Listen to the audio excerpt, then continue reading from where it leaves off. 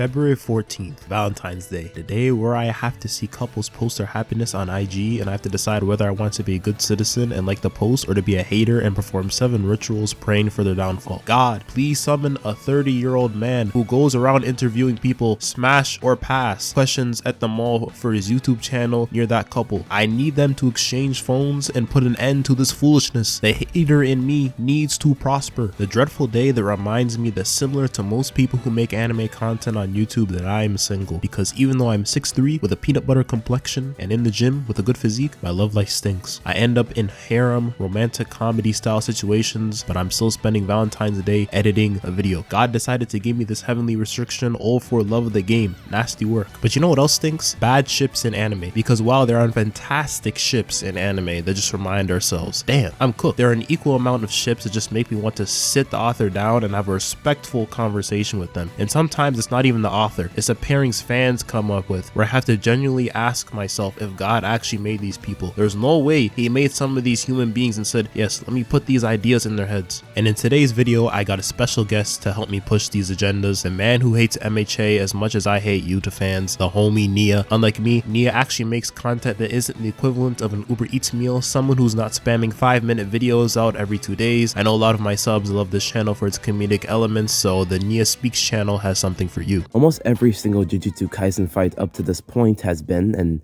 these are not my words, just paraphrasing the fans, a battle of wits and morality, a deconstruction of the fighting structure found in the other shonen that JJK is surrounded by.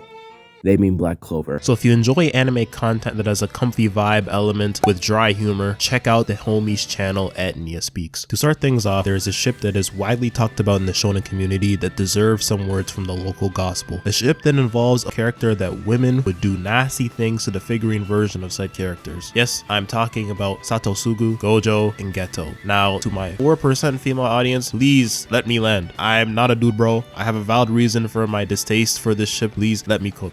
Wait, let him cook. Gojo and Sukuna are a far better ship. Gojo got cut in half and set into a dream sequence doing tricks on the man that is about to murder some of his students. Gojo was here talking about how he sent his entire existence to Sukuna through Jujutsu in order to reach him, because Sukuna would be the only one to understand Gojo's loneliness of being the strongest of an era. And then you have Yorozu's quote about love being referenced throughout their fight. Talk to Gege, not me. I'm just the messenger. Gege cooked a generational love story that Shakespeare is gonna have to learn Chinese. Although to be fair, Sukuna treated Gojo like a one-night stand immediately after the fight was done, but nobody has hated the idea of toxic lovers dynamics before, so it is what it is. Gojo x Sukuna clears, Gojo x Geto is mudded. I don't make the rules. Objectivity in art is a very slippery slope. You have to accept that everyone has their own interpretation of art, while also accounting for authorial intent or consistent standards in writing. Otherwise, you'll just have a bunch of stories like Jujutsu Kaisen with characters like Washerman. So, I tend to stay away from buzzwords like objectivity. I don't want to be that type of critic. Though, this is my line in the sand. If you don't like the silent voice, I don't trust you. Seriously, it's a beautiful movie with incredible animation, realistic portrayals of anxiety, an incredible score that isn't just a bunch of sound clips of your wife washing the dishes. A lot of people hate the fact that it's a story about the reconciliation of a bully and his victim, thinking the movie sympathizes with the bully too much. Basically that the film doesn't condemn the co-lead enough. Now, that's such a disingenuous take, I can't believe it's not coming out of the mouth of Ace X, but sure, let's say the movie is too sympathetic to Shoya. So what? He's a young adult who regretted his actions as an attention-whorish 11-year-old so much that he almost jumped off the deep end, literally. And it's because of how he was as a kid that he literally can't look people in the eyes without thinking they'll hate him. He shows true angst over what he did. You want to see an example of a character that has done little to repent for their actions, and yet the story admires them to the fullest? You see, people are under the assumption people hate Bakugo Katsuki, that there are dude bros lurking in the shadows waiting to dunk on the absolute gay icon that is King Explosion Murder God Dynamite. However, if you actually pay attention to how people talk about the guy, literally no one hates him, and to be honest, that's kind of the problem. Bakugo should be the most hated character in the fandom. He should be the most punished for his actions in the story, but Deku hasn't even acknowledged that what he's done is a bad thing, and honestly, why should he? Why should he examine the trauma given to him by his childhood best friend when he's apologized? Kanchan was only bullying him because he felt insecure, but now that he's becoming a better person for it, it's fine, right? Wrong! Bakugo went to the completionist school of apologies, and that apology was for his own sake. Not intentionally. I'm not saying Bakugo is still selfish. I'm saying his writer is, let's just say he should stop having dinners with Kubo. Bakugo's apology was solely to make his character look good, and it worked. He got away with his main character mentality to the point where he got to be the one to kill the main antagonist. And before you say it's actually Shigaraki, he stopped being the main villain when Horikoshi's favorite president was out of office. He's merely sloppy seconds to give Deku something to do. The point of an arc of atonement is that it should be from both sides. One side changing for the better, hoping, praying for forgiveness, so that relationship that was important to them can remain intact. And the one receiving, mulling that forgiveness over, deciding for themselves whether that relationship is even a sensible, viable option for that version of themselves. Bakugo may be a better person, willing to die for the bigger picture, willing to step to the sidelines to help his best friend, but because Deku never came to grips with his own pain in the first place, that forgiveness feels hollow, shallow, and otherwise meaningless.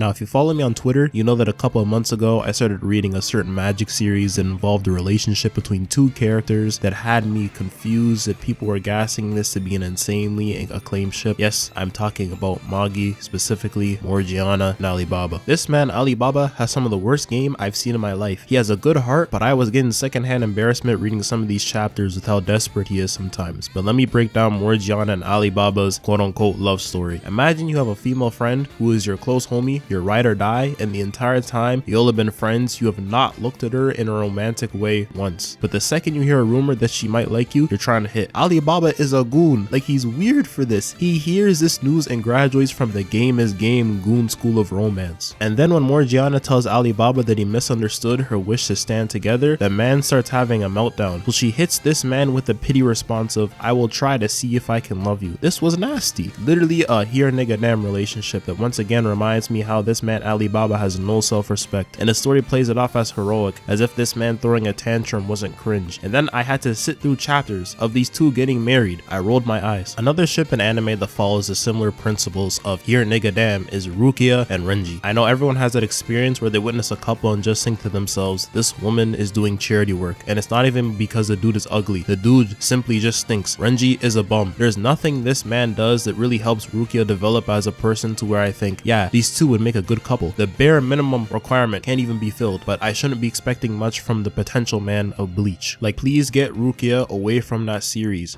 I'm gonna get you out of here. I promise you, I'm gonna get you out of there. You don't belong in there.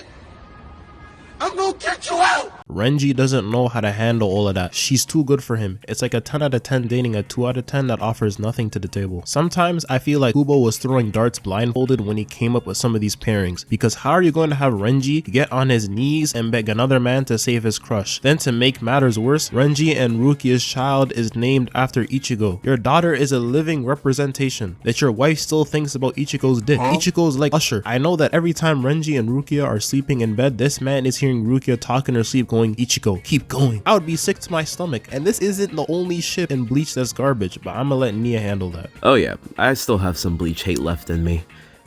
Whether it's the guilt of being at the mercy of your own fear, or the shaken self-confidence that comes from being bullied, Rukia and Orihime are two sides of the same coin of self-hatred, along with Ichigo. However, it's just like Ichigo that neither reaches a satisfying conclusion to that self-hatred. I've neglected talking about the ships in Bleach because I don't want to be that type of person. You know, that person who only hates Bleach because Ichigo and Rukia didn't end up together? I couldn't care less. In fact, if you still care about Rukia in 2024, then that sounds like a personal problem. Rukia by the end is still obsessed with Byakuya, the brother that tormented her and pushed her away all of her life. There's no proper reconciliation between the two. There's not a recognition that her brother did her wrong in the first place. It's just a swift forgiveness, and Oh my god, she's just like Deku. Are you about to cry? No, I'm not about to cry. Do mangakas think that hopelessly obsessing with your abuser is a good thing? Punch you in the face? Orihime is objectified, violated, and taken advantage of throughout the entire story, and all she gets for responding to all of this with kindness is the opportunity to put someone else on a pedestal. All she does is wait for someone else to give her a purpose, while her boobs press together and make a boing boing sound effect. Bleach says if you have self-hatred, you shouldn't reconcile with it. Bleach says if you have self-hatred, you shouldn't come to terms with it by acknowledging those who hurt you. Bleach says if you have self-hatred, that's fine because it allows you to be harmfully selfless. Like, forget ships for a second. How can anyone in this story love each other if they can't even love themselves? So by this point, I think you'll understand that there are some pretty garbage ships and a lot of popular anime. This video could have been 2 hours long with the amount of trash that's out there, but you all should know how I operate by now. Truth be told, I just wanted to use this video to write some funny rants about certain ships during Valentine's Day because I have to direct my hater energy towards something. Oh, is this where I plug my stuff? Okay, I have a review series where I review a bunch of battle shonen. The plan is to eventually get to One Piece, which is going to be its own big thing, so stay tuned until 2027. My next big video essays will be on Hunter x Hunter and My Hero Academia, so if you're at all interested, go over to my channel and sub to me, please. I mean, look at my subscriber count. By the time I reach 1,000, the Spade anime will come out. Let us know in the comments below what you'll think are the worst ships in anime, and if you're someone that enjoys anime content that keeps it real, consider subscribing so when I hit 10k you can brag about being a day one. I gotta get back in the kitchen to cook. Peace. That's all.